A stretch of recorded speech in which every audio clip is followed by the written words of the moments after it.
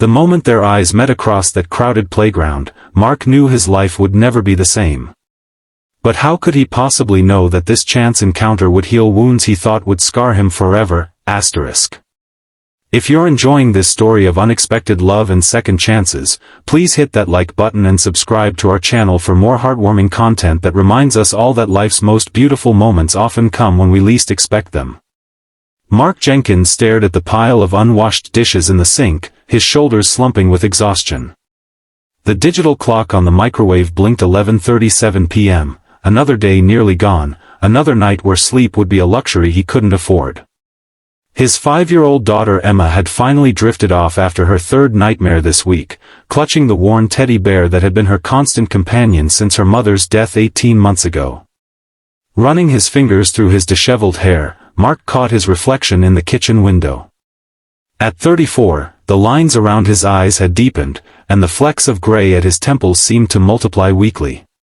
He barely recognized himself anymore, this hollow-eyed man who moved through life on autopilot, his only purpose to keep his daughter's world from completely falling apart while his own remained in pieces. One day at a time, he whispered to himself, the mantra that had carried him through the darkest days after Sarah's accident. He picked up a plate and began scrubbing, finding strange comfort in the mundane task. Tomorrow was Saturday, Park Day, Emma's favorite. The thought of her rare, genuine smile was enough to push him through another sleepless night. Morning came too quickly, sunlight streaming through blinds he'd forgotten to close. Emma stood beside his bed, already dressed in mismatched clothes she'd picked herself, purple leggings and a yellow t-shirt with a unicorn whose sparkles had mostly washed away. "Daddy, it's Park Day," she announced, her small face serious. "You promised." Mark checked his phone. 7:15 a.m. He'd managed maybe 4 hours of sleep, but Emma's expectant expression banished any thought of asking for more time.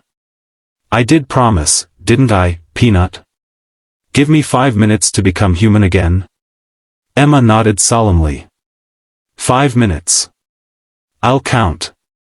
And she did, returning to his bedroom door exactly 5 minutes later, announcing, "Time's up, Daddy," with the precision of a tiny drill sergeant. By 9 o'clock, they were at Oakwood Park, Emma's hand warm in his as they walked toward the playground. It was unusually crowded for a morning in late September, the unseasonably warm weather drawing families out to enjoy what might be one of the last pleasant weekends before autumn truly settled in.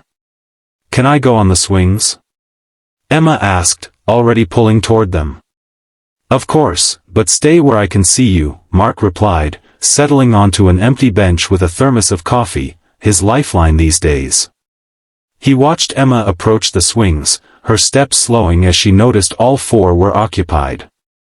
His heart clenched as he recognized the familiar hesitation in her posture. Since Sarah's death, Emma had become increasingly withdrawn, struggling to assert herself or engage with other children. The psychologist had assured him it was normal, that grief manifested differently in children, but it didn't make it any easier to watch. Mark was about to intervene when he saw a woman approach Emma. She knelt down to Emma's level, her long chestnut hair falling forward as she spoke to his daughter. After a moment, Emma nodded, and the woman stood, taking the hand of a boy about Emma's age who had been swinging. The boy hopped off, and the woman gestured for Emma to take his place. Curious and slightly protective, Mark moved closer, positioning himself where he could hear their interaction. "There you go," the woman was saying, her voice warm and melodic. "Tyler doesn't mind taking turns, do you, buddy?" The boy, Tyler, shook his head. "Nope. I was going super high anyway. My legs are tired." Emma climbed onto the swing, her small hands gripping the chains. "Thank you," she said softly, the words barely audible. "Would you like a push to get started?" the woman asked. Emma hesitated, then nodded. As the woman gently pushed Emma, Mark found himself transfixed. There was something about her, the gentle way she spoke to Emma, the patient smile, the genuine kindness in her gestures. When she laughed at something Tyler said, the sound carried across the playground, bright and unrestrained. "Higher." Emma called out, and Mark froze. It was the first time he'd heard enthusiasm in his daughter's voice in public since the funeral. The woman obliged, pushing a little harder. "Hold on tight, astronaut. You're headed for the stars." Emma giggled, actually giggled, and Mark felt something crack open inside his chest. He'd almost forgotten what that sound was like. The woman looked up then, perhaps sensing his gaze, and their eyes met. Time seemed to suspend itself for a moment. She had the most remarkable eyes, a warm amber color that reminded him of honey in sunlight. She smiled, a small, questioning tilt of her lips, and Mark realized he was staring. He approached, clearing his throat. "Thank you for helping my daughter. She's been shy lately." The woman's smile widened. "No problem at all. Tyler's always happy to make new friends, aren't you, Ty?" The boy, who was now digging in the sand nearby, looked up. "Is she my new friend? What's her name?" "Emma," Mark supplied. "Her name is Emma." "I'm Lily," the woman offered, extending her hand. "And that sand engineer over there is my nephew, Tyler." "Mark Jenkins," he replied, taking her hand. Her grip was firm, her skin soft. "Emma's dad." "Single dad?" Lily asked, then immediately looked embarrassed. "I'm sorry, that was incredibly forward of me. Teacher habit, I'm always trying to know my students' family situations." "You're a teacher?" Mark asked, finding himself genuinely interested in the answer. "First grade at Westfield Elementary," she confirmed. "Tyler's staying with me while my sister and her husband are on a second honeymoon. 2 weeks of uncle duty." She paused. "And yes, I'm single too. No kids of my own yet." There was something disarming about her directness, the way she spoke without pretense. Mark couldn't remember the last time he'd had a conversation with an adult that wasn't about work or Emma's well-being. "I'm a single dad," he confirmed. "It's been just Emma and me for about 1.5 years now." Understanding flickered in Lily's eyes, but thankfully, she didn't offer the usual platitudes or pitying looks that Mark had grown to dread. Instead, she simply nodded and said, "She seems like a wonderful girl." "She is," Mark agreed, watching as Emma pumped her legs, gaining height on the swing without assistance now. "The best thing in my life." They fell into easy conversation as the children played. Mark learned that Lily had been teaching for 7 years, that she had a ridiculous collection of novelty coffee mugs gifted by students, and that she could name all the dinosaurs thanks to a childhood obsession that had never quite faded. He found himself sharing things too, about his work as an architectural engineer, Emma's love of space, the cooking disasters that had become a regular occurrence in their household. "Daddy, I'm hungry," Emma announced, appearing suddenly at his side, her cheeks flushed from play. Mark checked his watch, surprised to see that nearly 2 hours had passed. "You're right, Peanut. It's lunchtime." "We were just about to grab some lunch too," Lily said, glancing at Tyler who was nodding vigorously. "There's that cafe across the street with the good sandwiches.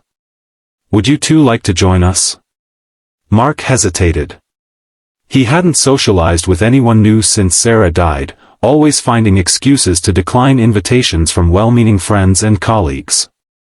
But Emma was looking up at Tyler with interest, and there was something about Lily that made the usual anxiety recede. "We'd like that," he found himself saying. "Wouldn't we, Emma?" Emma nodded, then surprised him by reaching out to take Tyler's hand. "Do you like space?" she asked seriously. "Space is awesome," Tyler replied with equal seriousness. "I have glow-in-the-dark stars on my ceiling." "Me too," Emma exclaimed, and just like that, a friendship was born. As they walked toward the cafe, Emma and Tyler chattering ahead of them, Lily fell into step beside Mark. "This is nice," she said quietly. "Tyler's been having a hard time since my sister dropped him off. He's not used to being away from his parents for so long." "Emma struggles with separation too," Mark admitted. After her mom died, she went through a phase where she wouldn't let me out of her sight. Even now, bedtime is challenging. Lily's hand brushed against his, perhaps accidentally, perhaps not. You're doing a great job with her, you know. It's obvious how much she adores you. Something warm unfurled in Mark's chest at her words, validation he hadn't realized he'd been craving. Thank you. Some days I feel like I'm just making it up as I go along. Isn't that what we're all doing? Lily laughed. Even with a teaching degree and years of experience, I still have moments where I think, who let me be responsible for these tiny humans? Mark found himself laughing too, the sound rusty from disuse but genuine. Exactly. Every night I tuck Emma in and think, we survived another day without major catastrophe. Success. Lunch stretched into the afternoon as the children discovered more common interests and Lily and Mark continued their conversation, moving from light topics to deeper ones with surprising ease. Mark found himself telling her about Sarah, how they'd met in college, their whirlwind romance, the devastating cancer diagnosis just months after Emma was born, and the years of treatment that had followed. She fought so hard, he said, his voice low so the children wouldn't hear. For 4 years, she battled, went into remission twice. We thought the last time was it, that she'd beaten it. Then it came back, more aggressive than before. 3 months later, she was gone. Lily's eyes shimmered with empathy. I can't imagine how difficult that must have been, for both of you. The hardest part was explaining it to Emma, Mark admitted. How do you tell a 3-year-old that her mother is never coming back?